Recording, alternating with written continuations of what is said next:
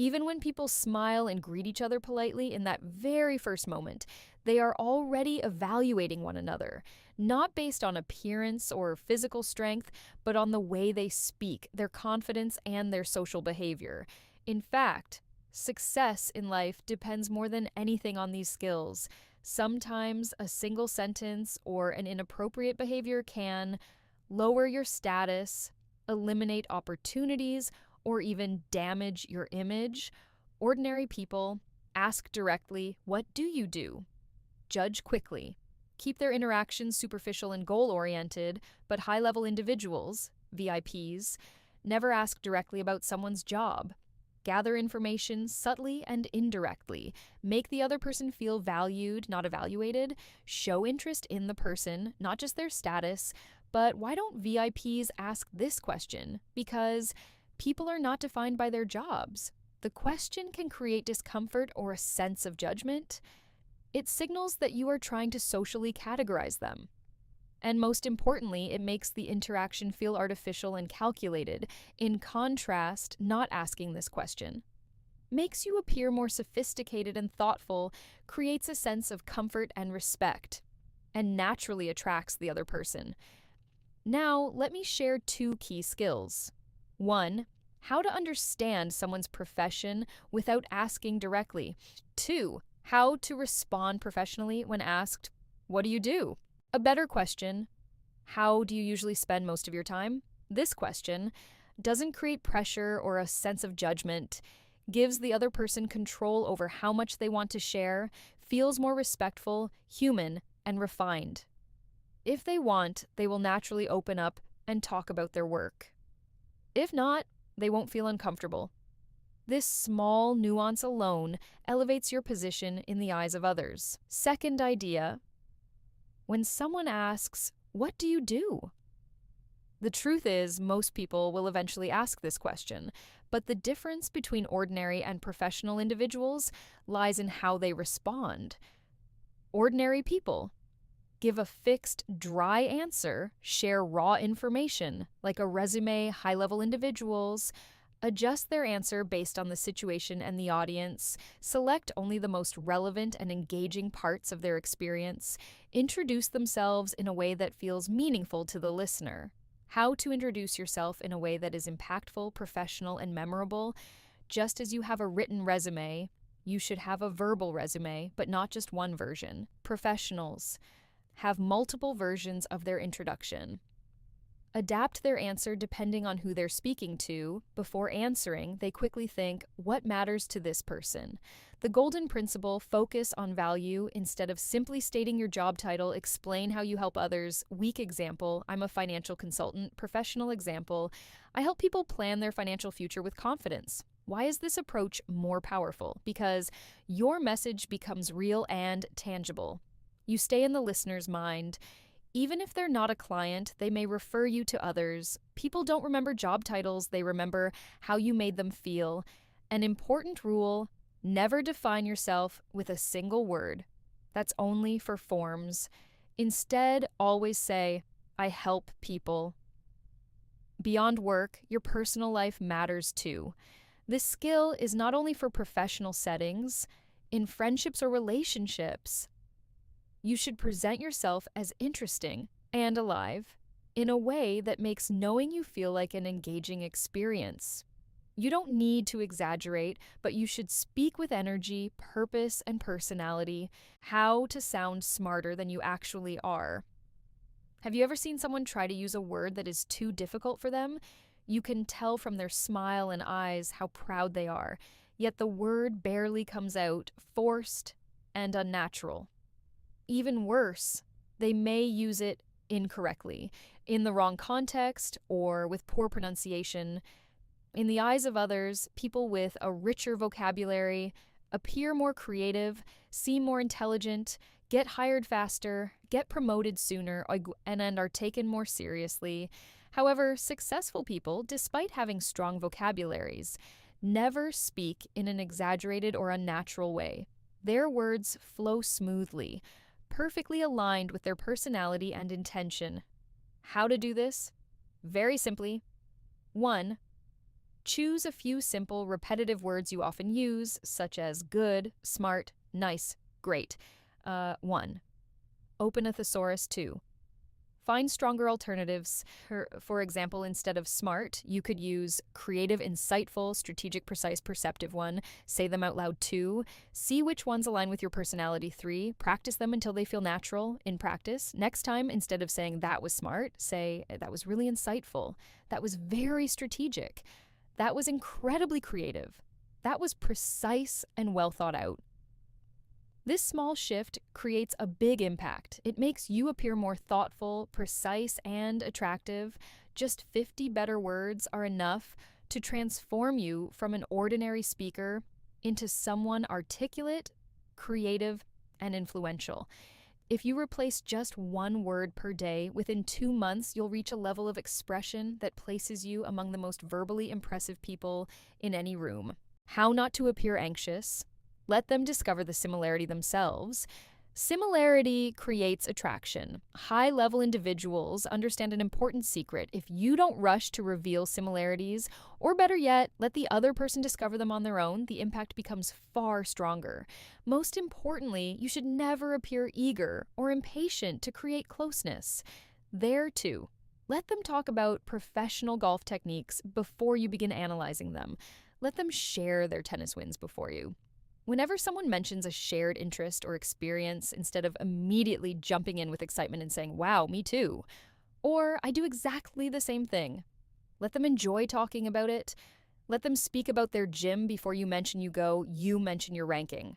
A key principle: when someone is talking about an experience you also have, hold your tongue, let them enjoy the moment, listen genuinely, and at the right time, naturally reveal the similarity and make sure to tell them you enjoyed hearing about it. Say no to the instant, "Me too." The longer you wait to reveal your similarity, the more impressed the other person will be. In this way, you are perceived as calm and confident, not someone who seems eager or needy to create connection. Of course, don't wait too long. If you delay excessively, it may come across as manipulative or insincere. How to earn respect and interest by being you-focused. Why is you so powerful? Because as children, we saw ourselves as the center of the world. Nothing mattered more than me, myself, and I. Everything that happened around us was interpreted as, what does this mean for me? Successful people understand that this mindset hasn't changed. Adults have simply learned to hide it behind politeness and social norms. The human brain still unconsciously asks, what does this mean for me? People naturally move toward what feels good, avoid what feels uncomfortable, and interestingly, thinking deeply is effortful for most people. So what do successful people do? Instead of forcing others to think, they do the thinking themselves and present the result in a simple, engaging way. If you want to be more impactful in your communication, shift the focus away from yourself and onto the other person. They build their sentences around you and the listener's perspective. They constantly ask themselves, what does this mean for them? A few important psychological points. The more you use I, the more self-centered you appear. The more you use you, the more attractive, balanced, and professional you seem. And the psychology of smiling. A repetitive, uniform smile, like models who always have the same expression, can feel lifeless and artificial. In contrast, people who use varied, situation-appropriate smiles appear deeper, more intelligent, and more genuine. A smile may be very attractive at first, but if it's offered identically to everyone, it quickly loses its value. Why? Because people are subconsciously looking for a sense of uniqueness. If they feel your reaction toward them is no different from others, your attractiveness decreases in their eyes. A smile should reflect your genuine feeling toward each individual. That's why it's recommended to develop a range of smiles and use them consciously. Just as we vary our words, we should vary our facial expressions.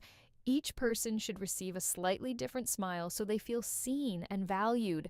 If someone matters more to you, naturally they should receive a warmer, more special smile. Quick, simple smiles also have their place, especially when initiating contact with strangers. Research shows that the combination of eye contact and a smile significantly increases the likelihood of connection. However, in deeper and more meaningful situations, authentic, varied, and personalized smiles are far more powerful. In short, a smile is powerful when it is intentional, conscious, and tailored to the person, not when it is given mechanically to everyone. Avoid cliches, refine your expression.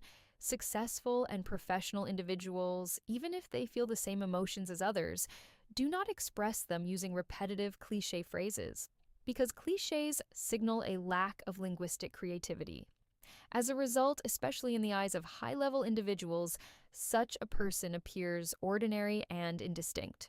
Professional speakers don't have magical tools, they simply use their voice, body, tone, pauses, and rhythm better than others.